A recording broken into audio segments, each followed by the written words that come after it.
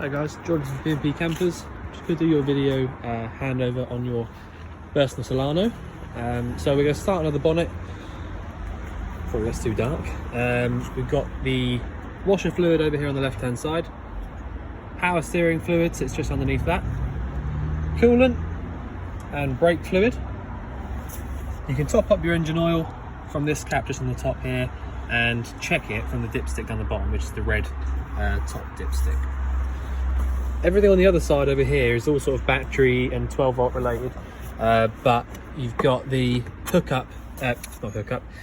the jump starting points. So you've got one for the positive just here and one for the negative down here at the front.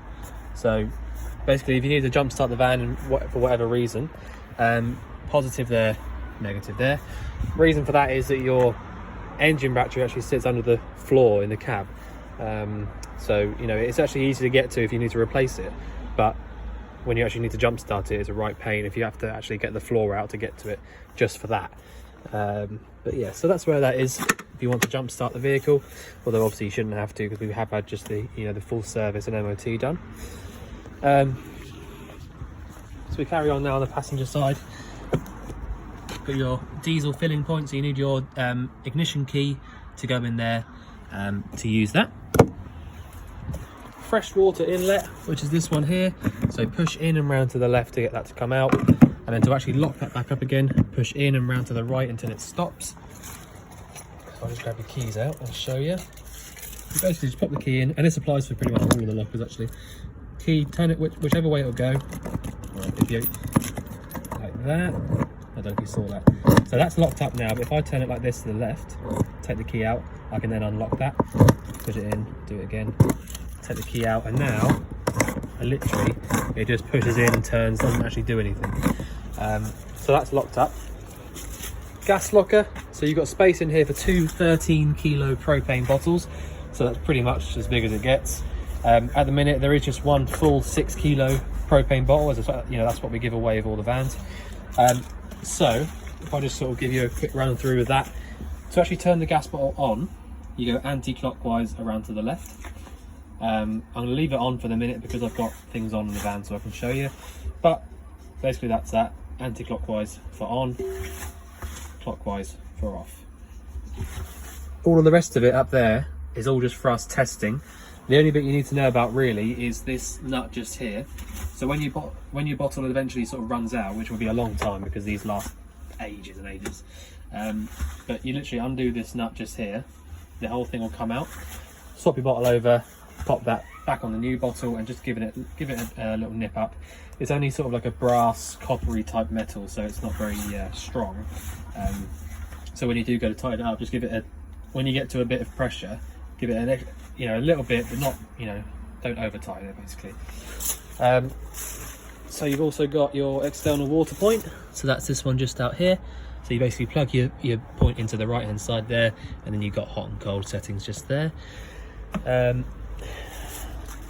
Wastewater drain is just down here, so you literally just turn that little lever on the right hand side there, and then your wastewater will drain out from there. You can see at the moment I've got the actual boiler on at the moment, just warming the van up for a minute because it is freezing cold. Again, but for me, to be fair, but also so I can show you it all working and show you what lights need to be on and all that kind of thing. So you see here the water dripping out. It's a good example actually. That's not a problem, that's actually a good thing. It's basically because it's so cold outside, it makes condensation and it just drips and drips and drips. So every time you use that in the cold, you'll see that same thing happening, so it's not a problem whatsoever. But yeah, that's the boiler vent, so that's your heating and your hot water. Hookup cable in there, so that'll give me access to using everything on 240 volt. So the hookup, the 3-pin plug sockets, all sorts of bits and pieces like that, which again I will show you in just a minute. All right, let's go around the other side now.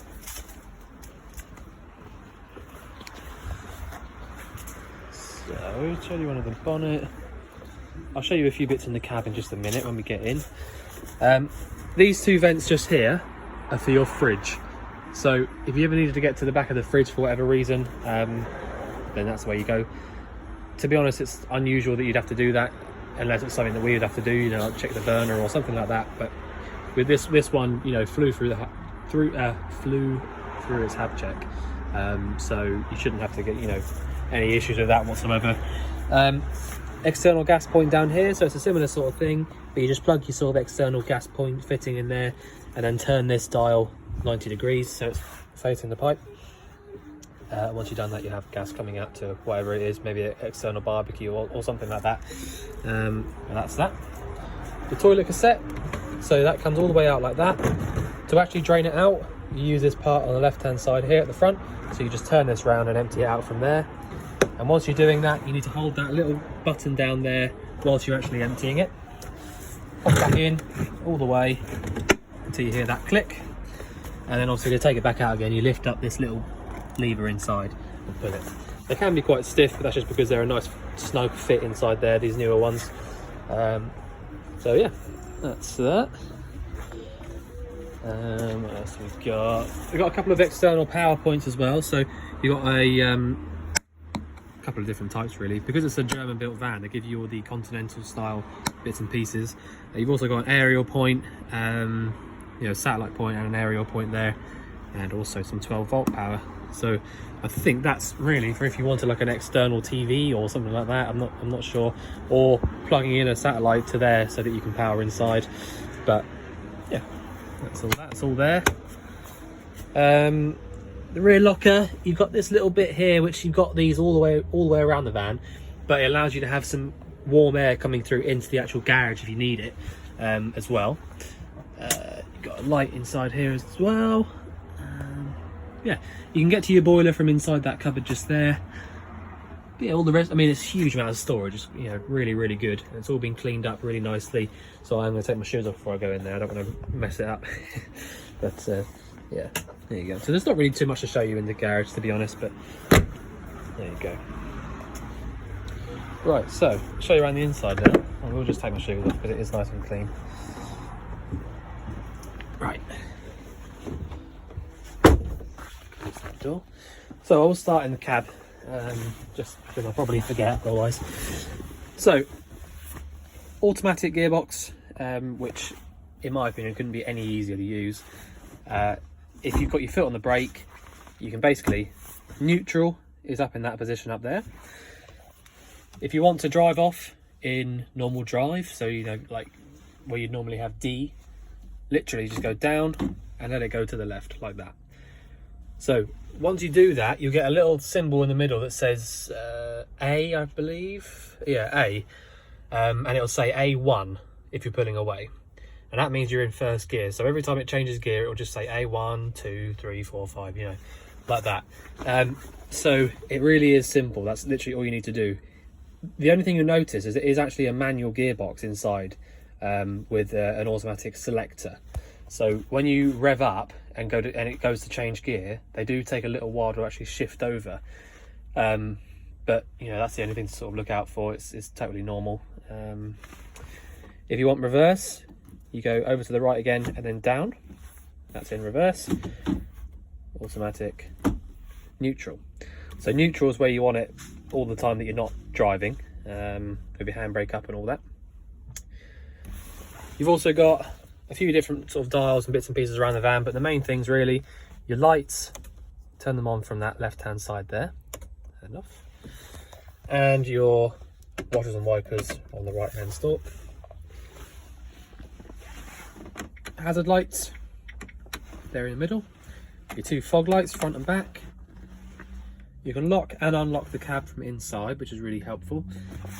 Air conditioning is off this button just here on the right hand side, and all the rest of it is just kind of settings for the fan, basically. Your heating and air conditioning and all that. Singled in Pioneer head unit, so that looks pretty new to me as well. It's a good idea on the motorhomes to pop them out like it is at the moment, until you want to use it, just in case it starts to drain the battery down for whatever reason. It's just something that we do all the time. You've got the blackout screens in the cab all the way around, so to actually get them to work, you literally just squeeze these two buttons together and they'll come across and meet in the middle. They've got a magnetic strip running all the way down the middle, to make it a lot easier to, when they come into the middle, they literally just latch onto each other.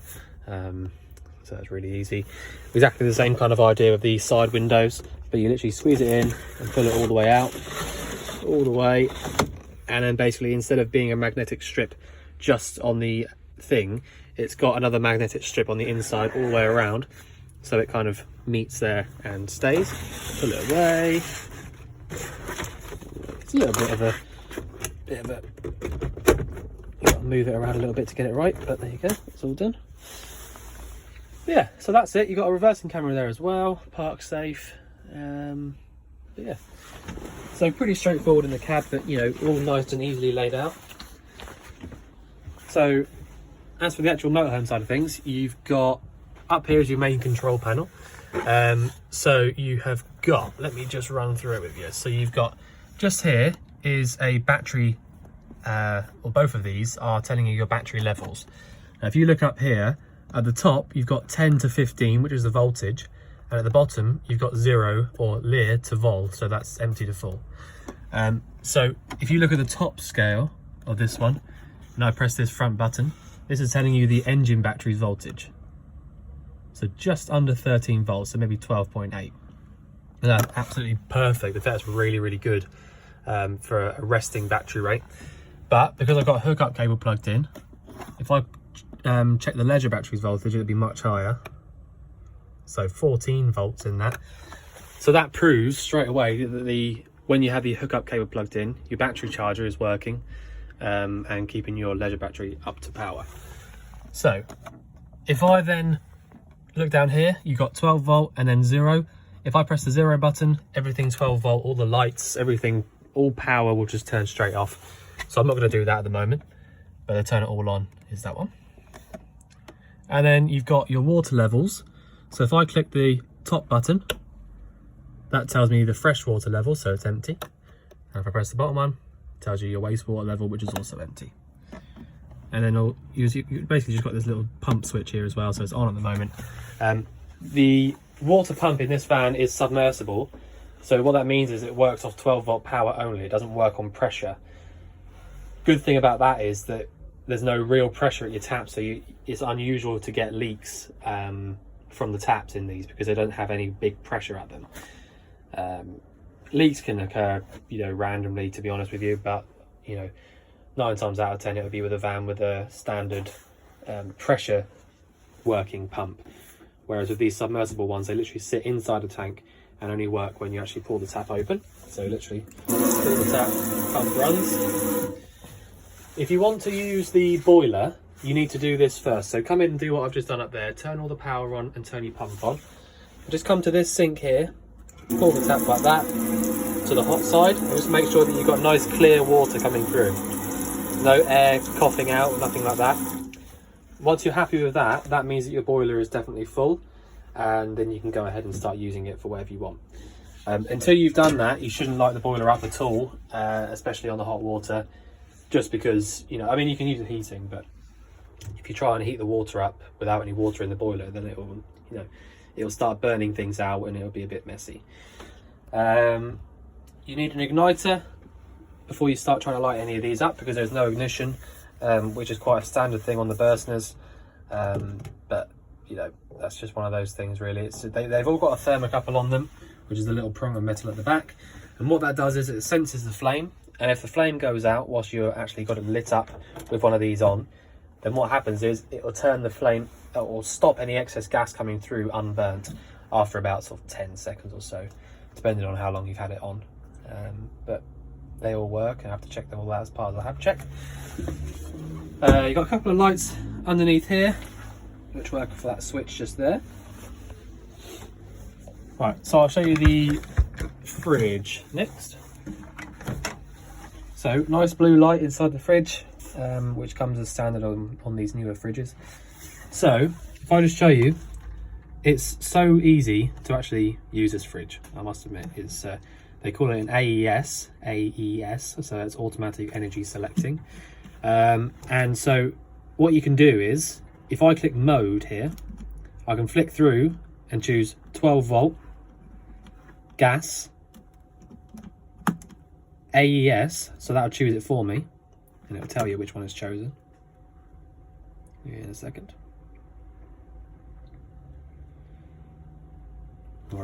There you go. So 230. So that's chosen hookup because I've got a hookup cable plugged in. Basically what happened there, it said AES and it's automatic energy selector, like I said. And what that does is it automatically chooses which energy is most efficient to run the fridge.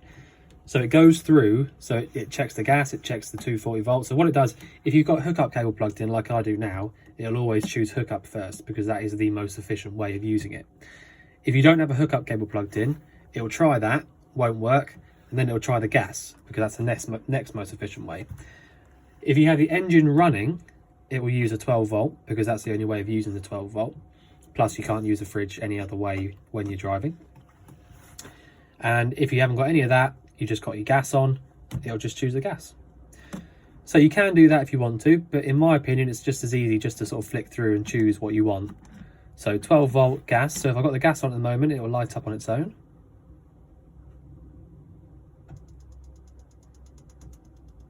Just like that, so you heard the igniter there. So that's all you need to do for the gas, you don't need to press any other buttons, that's all done. But yeah, so like I said, if you've got a hookup cable plugged in, then you just want to choose 230. Engine running, choose 12 volt, and that's going to flash red because it's not actually running at the moment. All right. But yeah, so that's it. So I'll turn that off now. Push and hold on the left-hand side of the button. Turns the whole thing off, and then you can close her up. The cooker, so the oven slash grill is just above that as well. And the way that works is you've got an igniter that actually comes on just as soon as you press that in. So if I just show you now, I light the oven up. So I push in and round to the left for the oven. So that just does its own thing there at the back. And then once you're happy that's all lit, let out from there. You see that's still lit up. So I've just literally got that down there. Turn her off. And if I want to light the grill up, push in and round to the right. And make sure that it lights up both sides. But that's it. That's how you use that. Nice and simple. It does say here as well, you've got a little symbol saying that when you've got the grill on, you want to leave it in this position here. So it basically locks up. Well, not locks up, but you know, stays there quite happily. But yeah, pop that away. The rest of the van, down here underneath the sink, you've got your isolator taps, your gas isolators. So if I get out of the way so you can see that. They've all got a little symbol on them. So the top one is the hobs, middle one is the combi boiler, and the bottom one is the fridge. If you thought you had an individual issue with anything from the gas, so if you thought you had something leaking or something that's broken, you weren't happy with something, you can isolate it from there and carry on with what you're doing. It just gives you that option, really. It's you don't need to do that. Yeah, by the way, you don't have to do that every time you leave the van. That's not something you need to do at all. As long as you've got the gas bottle off before you start driving, or when you leave the van for a certain amount of time, then you're fine. There's no way of any gas getting to anything if the gas bottle's off. All right, just because I've seen people where they've turned those off every time they leave the van. There's no sense in doing that whatsoever. It makes no difference. As long as you turn the gas bottle off, then you're fine. Right, shower. I don't really need to show you how to use that. It's pretty straightforward. But you can move this up and down to where you want it to be. Lights in here work off of the switch over here, I believe. Where are we? Yep. So there's a top one there for the shower room. The nice thing about this Burstner, and a lot of Burstners actually, is that they quite cleverly worked out like you can have like a separate room basically back here. So if you open up this door, it'll actually go back over there, over this little latch, and create a kind of ensuite bedroom, if you like. So you've got your island bed, which is, you know, already on its own is pretty special. Two great big windows either side. I know you know this because you've come and bought the van, but you know, it's just a really nice layout, and it allows you to actually have this full bedroom with the bathroom kind of as part of it. So if you wanted to get changed, you can come behind here, or you know, whatever. But yeah, right. So in the actual bathroom itself, you've got this same style tap. Still, you know, it's the same idea. It's still just hot over to the right, cold to the left. Just pull that out a little bit. Just drop back down again, that's why. There you go. So, you've got a 240 volt plug socket down there, so if you need a hairdryer or something plugging in, you can do so there. Your two light switches for in here are these ones just underneath here, so you can use just these side ones or the main center lights as well. Actually, I'll just leave that on. The toilet itself, the way to actually use it, it's so easy. As long as you got your 12 volt on up there, push this button in and the toilet flushes all the way around. And then to empty it into the cassette, you just pull this lever. That's emptied into it, and then close it back. You need to remember to close that back every time you use it, because, well, for two reasons. You get a horrible smell coming back into the van if you don't, and also you won't be able to take the cassette out from outside if you haven't pushed that back in all the way. So make sure that you do that. I will turn the shower light off as well now, actually. Right, so the last thing really is your boiler switches. So I'm not sure if you can see it very well, but it's the best I can do right now. So what you've got is, on the left hand side, you've got this which says Combi E, and at the moment it's facing this middle symbol, which means gas only. Because I've got a hookup cable plugged in now and I've got the gas on, I can do this one of three ways.